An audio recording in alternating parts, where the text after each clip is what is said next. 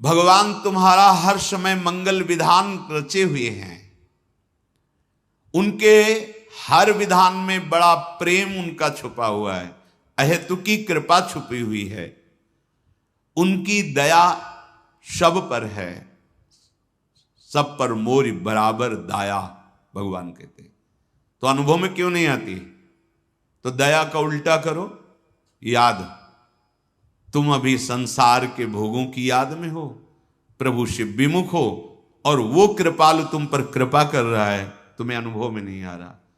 अब तुम स्मृति में आओ, भगवान की याद करो, उनके नाम की, उनके रूप की, उनकी लीला की, उनकी धाम की स्मृति जागृत करो। तुम्हें दिखाई देगा कि भगवान की प्रतिपग हमारे ऊपर एक एक कदम पे कितनी संभाल, कितनी दया, कितना दुलार है। वो सर्वशक्तिमान, वह सर्वज्ञ, वो नित्य निर्भ्रांत है। उनको कोई संशय थोड़ी है कि अरे बड़ी भूल हो गई, हमको ये करना चाहिए था आपके लिए, पर भूल से हमने ये विधान कर दिया। वो निर्भ्रांत हैं। उनका जो कुछ भी विधान तुम्हारे लिए है, बड़ी मंगलमयी भगवान की रचना से आया है विधान, तुम्हारा मंगल करने। तुम्हारी इच्छा के विपरीत हो सकता है, क्योंकि तुम ना तो सर्वज्ञ हो और ना दूर दृष्टि वाले हो। तुम माया दृष्टि से, शरीर भाव से ऐसी इच्छा करते हो कि ये हो जाए तो हमारा मंगल हो जाएगा, पर भगवान सर्वज्ञ हैं, दूर दृष्टि, परिणाम दृष्टि को जानते हैं। आप भगवान को अपना माना है और आप उनसे मांग की है, वो देख रहे हैं कि ये मांग इसको हमसे विमुख कर देगी, वो नहीं देंगे, वो विपरीत परिस्थिति पैदा कर देंगे। जब आपका कपड़ा गंदा हो जाता है तो आप उसे साफ करते हैं ना, ऐसा तो नहीं कि पानी में डाला निकाल दिया हो गया, नहीं, उसको रगड़ते हैं, जहां दाग लगता है उसमें पदार्थ डालते हैं जिससे दाग छूटे। तो अंतःकरण जब ताप से युक्त होता है तो पाप नष्ट होते हैं। जब आप भजन करोगे गंदे आचरणों को छोड़ के, तो पहले ताप प्रकट होगा जो अंदर के पापों को अनर्थ निवृत्ति करता है। उस समय सत्संग की आवश्यकता है। धैर्यवान रहो और नाम जब बढ़ाते रहो, बिल्कुल दुख सुख की परवाह ना करो, जीत जाओगे। पर वो अज्ञानी जीव समझता है कि 4 दिन हम ऐसा कर ले तो सब, वैसे वो 4 दिन भी व्यर्थ नहीं जाएंगे, तुम्हारे जीवन का बहुत बड़ा मंगल विधान करेंगे, पर वर्तमान में तुम्हें अनुभव में नहीं आएगा। जैसे बहुत दिनों का भूखा 4 कवल खवाकर छोड़ दो, यद्यपि उसके प्राण पोषण का काम करेंगे, पर उसकी भूख नहीं मिटेगी। कल्याण के स्वरूप भगवान जानते हैं कि तुम्हारे लिए विधान क्या है। सच्ची मानिए, वो जो भी कर रहे हैं बहुत कृपा करके, कम, हमारे जो दंड मिलना चाहिए बहुत कम करके भुगता के हमें निर्मल कर रहे हैं। हम आरोप ना करें, एक भी कोई ऐसी चेष्टा नहीं जिसका तुम्हें फल ना मिले, एक भी चेष्टा। और तुमने कितनी कुछ चेष्टाएं की है, और तुम्हें वृंदावन आने को मिला, तुम्हें सत्संग सुनने को मिला, तुम्हें राधा नाम जपने की प्रेरणा मिली। ये तुम्हारे कर्म का फल नहीं है, श्री जी की कृपा है। श्री राधिका कृपा बिनु सबके मनन अगम्य, ये सत्य है। एक बार तुमने राधा सुना, बोला भी नहीं, ये सुनना ही तुम्हारे लिए महामंगल की नींव पड़ गई। जब परिणाम आएगा तब देख लेना।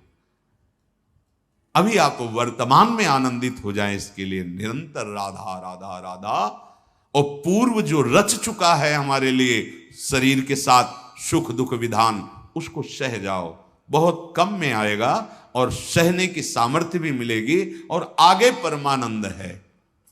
अभी आप पापाचरण कर रहे हैं, बड़ा सुख अनुकूलता चल रही, भूलो मत, भूलो मत।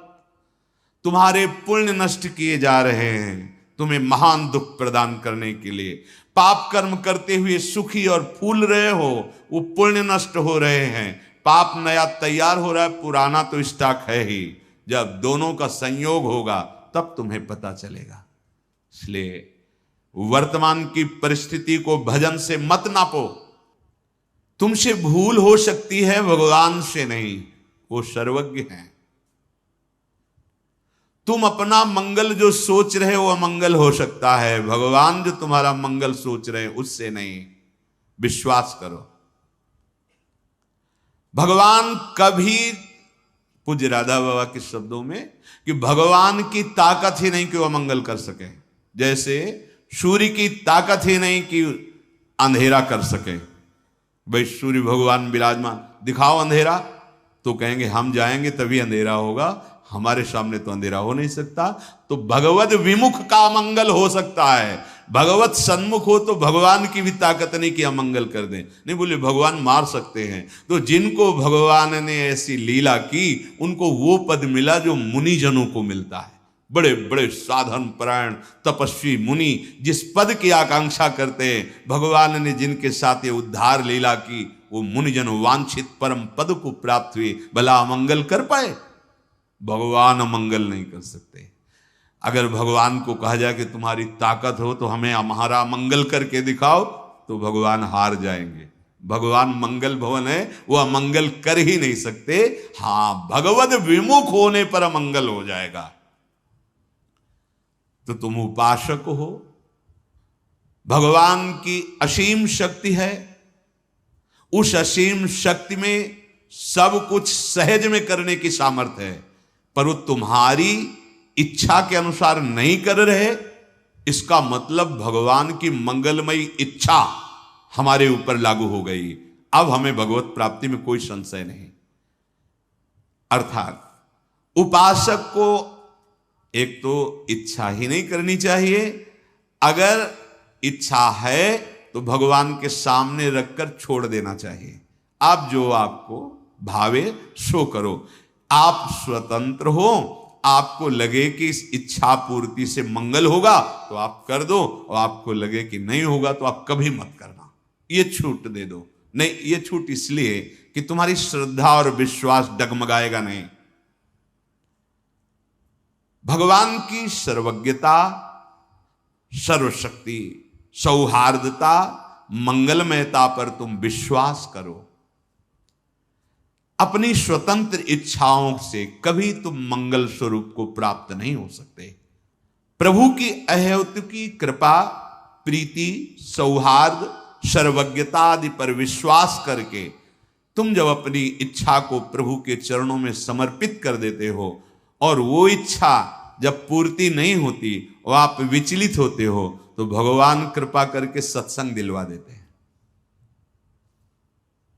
पक्का मानना, सत्संग मिला, भगवान ने हमको चयन कर लिया अपने पास बुलाने के लिए। पूरी सृष्टि में हम पर कृपा हो गई, इतने अनंत जीवों में से मुझे निकाल लिया। कितना प्यार करते हैं प्रभु। मुझे सतमार्ग मिल गया, संत संग मिला, मनो सब कुछ प्राप्त हो गया। पर फिर सावधान, संत संग कैसे? संतों का संग जो हमें भगवत कृपा से मिलता है, वो सत्संग जो सत्संग मात्र से भगवत प्राप्ति। बड़े भाग पाइब सत्संगा बिना प्रयास होई भवभंगा। बिना प्रयास ही हमारे संसार बंधन का नाश करने वाला सत्संग। तो कल बताया गया था वो कैसे होते हैं साधुजन। पहला था तितिक्षवा, तितिक्षवा सहनशील, कारुणिका दयालव अर्थात दयालु, सर्वदेही नाम अर्थात सकल प्राणी नाम सुहृदा हितकांक्षिणा। समस्त देहधारियों का कैसे मंगल हो, ये कैसे सुख को प्राप्त हो, यही उनके हृदय में चलता रहता है। अजात शत्रवः, संपूर्ण सृष्टि में एक भी शत्रु जिसका नहीं है।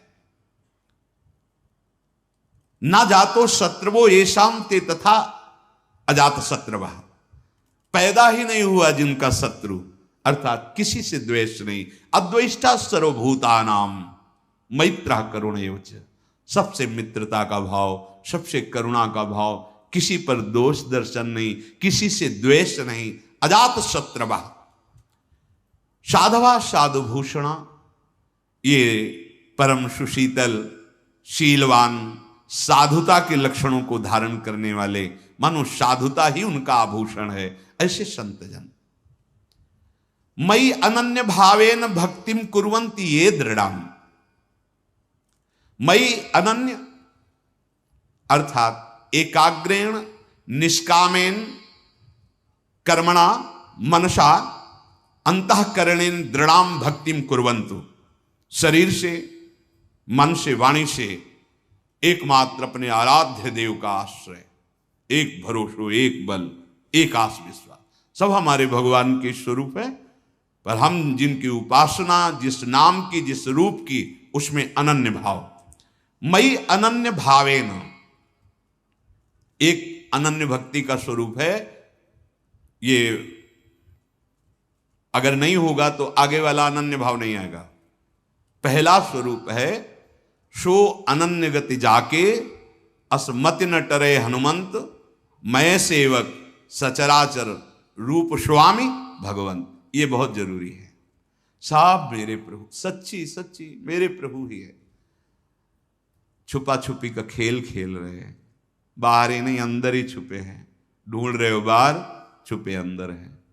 अंदर अपने देखो और सबके देखो, ये पर्दा हट जाएगा। इसके बाद की जो अनन्यता आती है, दूरे सृष्टि आदि वार्ता, इस पहली अनन्यता से सृष्टि वार्ता खत्म, क्योंकि सब में मेरा प्रभु समाया है। अब जो प्रभु का नाम रूप गुरुदेव ने दिया, उसमें अत्यंत आसक्ति, अब और कुछ सुहाई नहीं देता है। और कछु न सुहाए तिनको, जुगल सेवा सुख पगी, श्यामा श्याम के सुख। मयि अनन्य भावेन भक्तिम कुर्वन्ति ये दृढ़ाम। अर्थात मत कृते मदर्थम त्यक्त कर्माणः त्यक्तानि कर्माणि येस्ते त्यक्त कर्माणः। जो दृढ़ाम भक्ति का स्वरूप है, वो मत कृते त्यक्त कर्माणस त्यक्त सुजन बांधवाः, यही है अनन्य भाव। उसी की पूर्ति इसमें होती है। यदि आप अपने लिए कुछ भी स्वतंत्र रूप से कर्म करके उसे भोगते हैं, कर्ता भाव बनते हैं, तो अभी भक्ति का रंग नहीं आया। प्रभु के लिए करते हैं, क्योंकि हमारा तन, हमारा मन, हमारा प्राण, जीवन, चेष्टा सब प्रभु के लिए। हम रुपया कमाते हैं, व्यापार करते हैं, किसानी करते हैं, नौकरी करते हैं, प्रभु के लिए। कैसे? क्योंकि प्रभु स्वरूप हमारा परिवार है, प्रभु स्वरूप आया हुआ आतिथ्य है, प्रभु स्वरूप जो सेवा मिली है उसकी पूर्ति के लिए ये हम जो व्यापार, नौकरी, किसानी जो भी करते हैं वो प्रभु के लिए करते हैं। बस भाव बनाना है। बड़े बड़े महापुरुष हुए हैं, कोई ईंट गारे का काम करते हैं, कोई मटकी थापने का काम करते हैं, कितनी कितनी सेवाएं अलग अलग देखी गई, और स्थिति सबकी बहुत उच्च कोटि की। जो उनकी लीलावत चेष्टाएं हैं गृहस्थ धर्म में रहते हुए, वही हैं जो एक साधारण आदमी करता है, पर उनका चिंतन असाधारण है।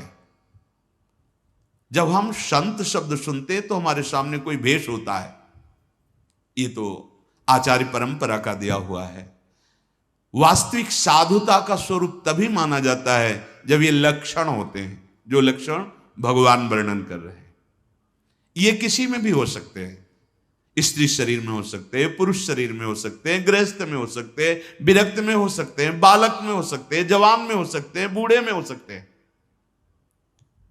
श्री सुखदेव जी महाराज पधारते हैं तो 10-10 हजार वर्ष जो ध्यानस्थ रहने वाले ऋषि खड़े हो जाते हैं।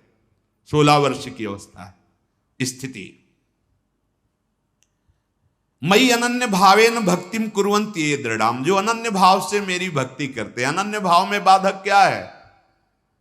कुछ भी अपना ना रहना, सब कुछ प्रभु को समर्पित हो जाना, यह साधक है। इसके विपरीत बाधक है मेरे तो गिरधर गोपाल, दूसरों न कोई, न दूसरी वस्तु, न व्यक्ति, न स्थान, न संबंध, न लोक, न लोकांतर, दूसरों न कोई। ये अंदर का भाव है। बाहर तो व्यवहार वैसे ही किया जाता है, गुरुदेव से गुरुदेव जैसा व्यवहार, पुत्र से पुत्र जैसा, पत्नी से पत्नी, सब यथावत। लेकिन ये जरूर अनुभव में है, जो गुरुदेव हैं, जो ये आराध्य देव है, वही सब में विराजमान। ये बात अनुभव की कह रहा हूं, अगर कहीं पूरी सृष्टि में तुम द्वेष करोगे, अपराध करोगे, तो तुम्हारे गुरु संबंध पर प्रहार हो जाएगा। देख लेना, तुम्हारे इष्ट संबंध पर प्रहार हो जाएगा, तुम्हारा भजन क्षीण होने लगेगा, तुम्हारी श्रद्धा और विश्वास क्षीण होने लगेगा। यही तुम्हारा सर्वनाश और पतन है। ये नहीं कि गुरु से तो हम अभद्र व्यवहार नहीं कर, किसी भी संत वैष्णव, किसी भी जीव से आपका अभद्र व्यवहार आपके आराध्य देव गुरुदेव के संबंध पर प्रहार करेगा। अखंड मंडलाकारम व्याप्तमेन चराचरम, मेरे गुरुदेव चर अचर में, इसलिए होश में, चर अचर में किसी से भी हमारा ऐसा व्यवहार ना हो जिससे हमारे भागवतिक संबंध पर प्रहार हो जाए। मत कृते त्यक्त कर्माणस, प्रभु के लिए कर्म हूं, सारे कर्म प्रभु में समर्पित हो। येस्ते त्यक्त कर्माणा, जो भी हम कर रहे हैं प्रभु के लिए कर रहे हैं, वही कर्म है, उनको प्रभु के लिए समर्पित कर दिया, वो मुक्त करने वाले हो गए। और अहम से किया, कर्ता भोक्ता, वही बांधने वाले बन गए। जो मेरे भक्त जन होते हैं भगवान के, वो मेरे निमित्त सकल कर्मों को, त्यक्त माने समर्पण करना, बिना कर्म के कोई रह नहीं सकता। हाथ पैर बांध के बैठ जा तो भी कर्म होगा, मन कर्म करेगा, श्वास तो लेंगे ही, चिंतन तो होगा ही। स्थूल को बांध के रख लेने से तुम निष्काम थोड़ी हो जाओगे, स्थूल को बांध के रख देने से तुम ऐसा तो अकर्मण्य थोड़ी बन जाओगे। जो भी आपसे शारीरिक मानसिक चेष्टाएं हो रही, प्रभु की प्रसन्नता के लिए हो, प्रभु को समर्पण करने के लिए हो, तो कर्मों का राग छूट जाना, कर्तृत्व भाव छूट जाना, यह त्यक्त कर्माणा है। कर्तृत्व भाव, कर्मों का राग, फल की आकांक्षा, इनका त्याग हो जाना, यही त्यक्त कर्माणा है। और त्यक्त स्वजन बांधवा, जो मेरे संत जन होते हैं वो अपने स्वजन, कुटुंबी, रिश्ते, नाते सब का त्याग कर देते हैं। अब इसको अगर ना समझा जाए तो घर छोड़ के भाग जाते हैं, ऐसा नहीं कह रहे। किसी से संबंध नहीं है, सबसे संबंध है। नाते नेह राम के मनियत सुहृद सुसेव्य जालो, यह संबंधों का त्याग। सब में अपने प्रभु के भाव से, बकाया ना हमारा कोई अमुक संबंधी नामुक संबंधी कोई नहीं, एकमात्र भगवत संबंध, इसे त्याग कहते हैं। नहीं तो भाग के जाओ, कहीं भी जाओ, संपूर्ण चराचर जगत मेरा प्रभु है, बस इसी भाव से। नौटंकी नाटक नहीं है ये परमार्थ। हाँ, बहुत होश में, नहीं तो माया का जल ऐसे गिराने में देर नहीं लगता है, तुम्हारी धर्म की बुद्धि नहीं है। त्याग का तात्पर्य क्या है? भगवान यहां कह रहे त्यक्त स्वजन बांधवा, सब में भगवत भाव, सब में मेरे प्रभु हैं, बस उसी भाव से। घर में रहो, आराम से रहो, कोई परेशानी नहीं, कहीं भागने की जरूरत। और वन में रहो और ये सब राग बना हुआ है ना, तो आप कितने वर्ष अकेले वन में बने रहोगे? जहां समाज में आओगे फिर फंस जाओगे। देखा है ये सब, देखा है, ये लीलाएं देखी है। छोटी अवस्था थी तो उत्तर तो नहीं देते थे, बस देख लेते थे, और देख के अंदर बैठे सदगुरु उपदेश करते, देख यहां चूक हुई, यहां गिरना होता है, यहां चूक हुई, यहां से गिरना। जीवन भर साधक साधक ही रहता है, जीवन भर जब तक प्राण शरीर में रहते तब तक सीखने को ही मिलता रहता है। शिष्य शिष्य ही रहता है, सीखते ही रहते हैं, जगत गुरु भगवान सिखाते ही रहते हैं, नई बातें मिलने लगे। ऐसा करने से ऐसा हो जाता है। हाँ देखो, ऐसा परिणाम भगवान हमारे लीला करके हमको शिक्षा देते रहते हैं। त्यक्त स्वजन बांधवाह का मतलब ये नहीं कि घर से भाग गए, परिवार से दूर हो गए तो आप त्यक्त स्वजन बांधवा हो गए। यहां राग छुपा रहता है, राग। कई ऐसे उदाहरण मिलते हैं, तो इनसे उपासक को चाहे जो वैराग्य भाव से है, वो कभी प्रगट में भी ऐसी गलतियां ना कर बैठे। राग का त्याग नहीं हुआ तो देखो, संन्यास लेने पर भी राग बना रहा ना। बहुत सूक्ष्म राग होता है, बहुत सूक्ष्म। ये भगवान की कृपा से नष्ट होता है, भगवान के भजन से नष्ट होता है। वो आप गृहस्थ में भी कर सकते हैं, राग रहित होकर सब में भगवत भाव। तो संत वो है जो त्यक्त कर्माणा, और संत वो है जो त्यक्त स्वजन बांधवाहा।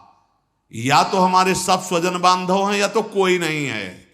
उदार चरिता नाम वसुधैव कुटुंबकम, हमारा शरीर संबंधी पर्सनल कोई नहीं आना चाहिए सामने।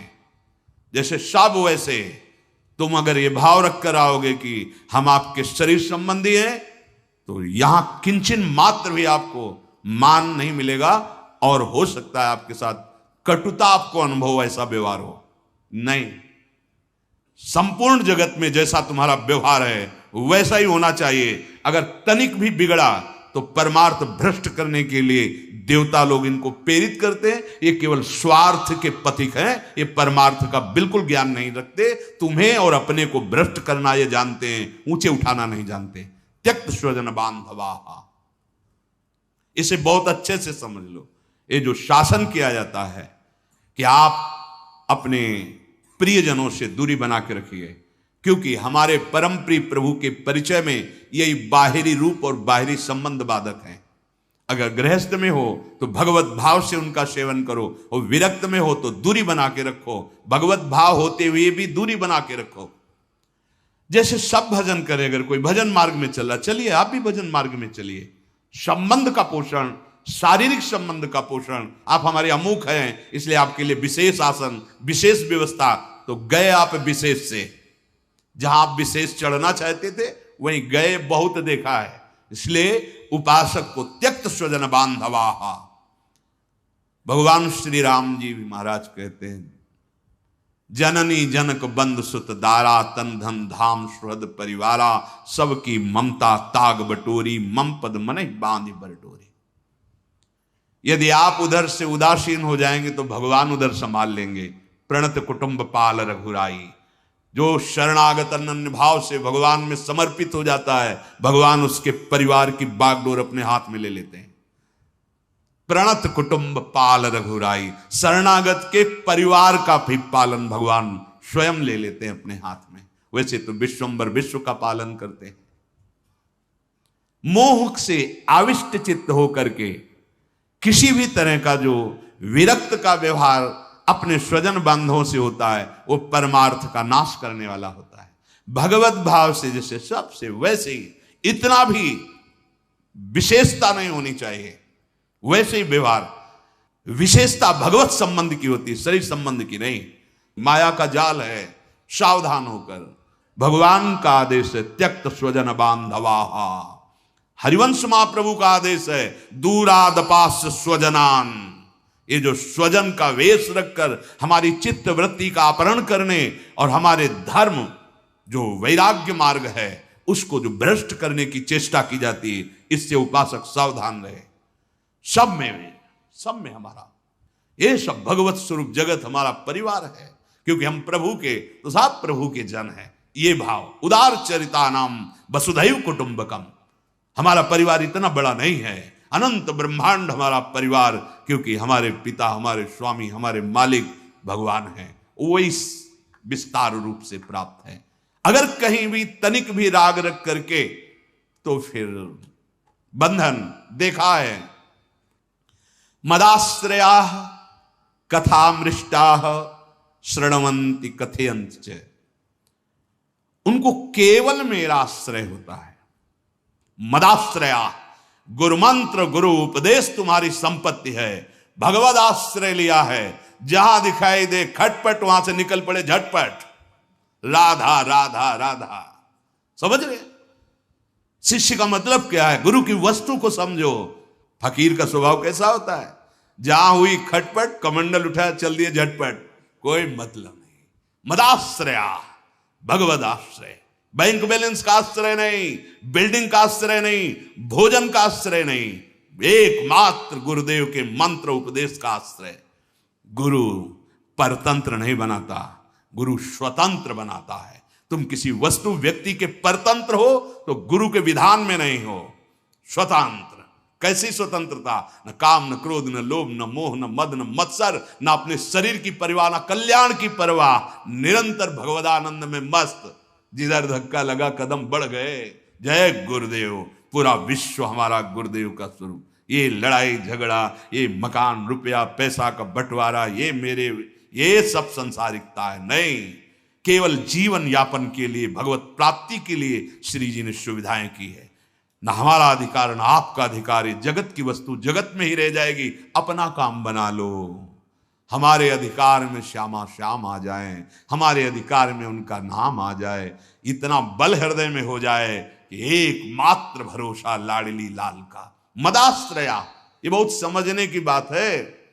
संप्रदाय का प्रचार प्रसार, गुरु की महिमा का विस्तार गुरु के दिए हुए मंत्र और उपासना से होता है, रुपए और पैसे से नहीं होता। रुपए पैसे से प्रचार जो किया जाता है वो हवा में उड़ जाता है। जो जीवनी शक्ति को झोंक दिया जाता है गुरु आज्ञा पर, तो त्रिभुवन में प्रकाशित हो जाता है। बिस्तरे सब जग विमल कीरति, साधु संगति नाटरे, बास वृंदा विपिन पावे। श्री राधिका जो, इसमें कोई डोनेशन काम नहीं करता, इसमें अपना डोनेशन दे दो, तन मन प्राण समर्पित कर दो। यही तो नहीं जान पा रहे, गुरु की कृपा को नहीं जान पा रहे। गुरु का सच्चा चेला पहलवान होता है। न काम न क्रोध न लोभ न मोह न मद न मत्सर, त्रिभुवन में सिंहवत दहाड़ता घूमता है, उसे कोई परास्त नहीं कर सकता।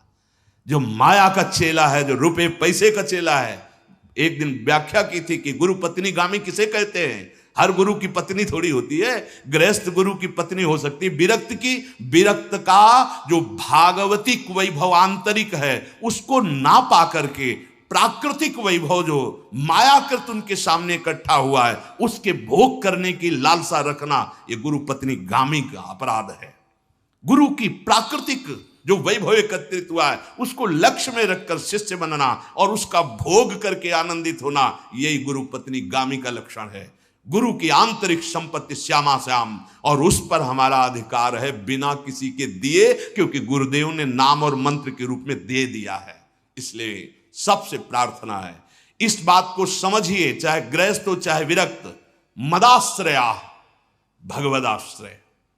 कभी भी जीवन में याद रखे, जो भी विरक्त जन है, जो अगर तुमने किसी बिल्डिंग का आश्रय जीवन में माना, रुपए पैसे का आश्रय माना, भोगों का आश्रय माना, तो तुम एक दिन निराश्रित हो जाओगे। एक दिन तुम सोचोगे अब क्या करें। ऐसे तुम्हें नहीं बनना। ऐसे जहां राखो ता रहो, मान सुख राशि है। जब तक विधान आपका है तब तक मैं जहां विधान रख रहे हो वही हूं। नहीं, आज जीवन आपकी आज्ञा का पालन करते हुए प्राण त्याग दूंगा, आपके विधान के विपरीत नहीं चलूंगा, उसे शिष्य कहते हैं। इन वस्तुओं को अपना मानने वाला शिष्य नहीं होता। नहीं, ये धाम, ये संपूर्ण भूमंडल भगवान का है, तुम्हें रहने के लिए मिला है, अपना काम बना लो। नहीं हमारा है ना तुम्हारा है, न था किसी का न रहेगा किसी का, ये यहीं रहेगा। तुम अपना काम बना लो। तुम्हें जो सुविधा मिली है उससे अपने प्राणों का पोषण करते हुए अपने मन और बुद्धि और चित्त को भगवान में अर्पित कर दो, काम बन गया। इसे गुरु प्रसाद मत समझ लेना। नहीं, ये केवल जीवन यापन के लिए है। गुरु प्रसाद होते हैं प्रिया प्रीतम। प्रिया प्रीतम मिल गए, उनका नाम मिल गया। और आश्रित मत होना कभी। मदाश्रय, आप मात्र प्रियालाल के आश्रित रहना। आप देखना चमत्कार, वस्तु का आश्रय नहीं, व्यक्ति का आश्रय नहीं, बैंक बैलेंस का आश्रय नहीं, राधा नाम का आश्रय, राधा चरण का आश्रय। मम भक्ति युक्तो भवनम पुनाद। क्या समझते हो तुम? ये कोई वैभव है? इसे कोई वैभव कहते हैं? अरे जहां एक पत्ते की कांति के बराबर बैकुंठ नहीं, उसे वैभव कहते हैं। वृंदावन दुति पत्र की उपमा को कचुनाई, कोटि कोटि बैकुंठ हो तेईसम कहे न जाए। लता लता सब कल्प तरु पारिजात सब। अब कैसे? ये गुरु का वैभव है। धाम नाम प्यारी जू प्यारे जू, ये वैभव कोई छीन ले, इसके लिए तो हम तैयार है। भाई बोले ये वैभव कोई छीन न ले, हम छीनने के लिए तो कि आप छीन लो।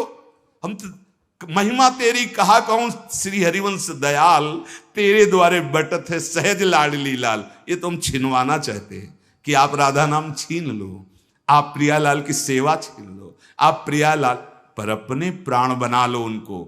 ये तो अपने प्राणों की एक एक श्वास श्यामाजू में दो, यही गुरु आज्ञा है। श्यामा जी को प्राण धन मानो, श्यामा जी को अपना जीवन धन मानो। ये प्रपंच में कभी मत फंसना, मेरा तेरा किसी को कुछ नहीं, राधा राधा राधा, और जहां रखें जैसे रखें जैसे जिलावें, मदाश्रया, जहां बैठोगे वहीं हर वैभव तुम्हारे चरण चूमेगा। राधा किंकरीणाम लुठत चरणयु रद्भुता सिद्ध कोटि।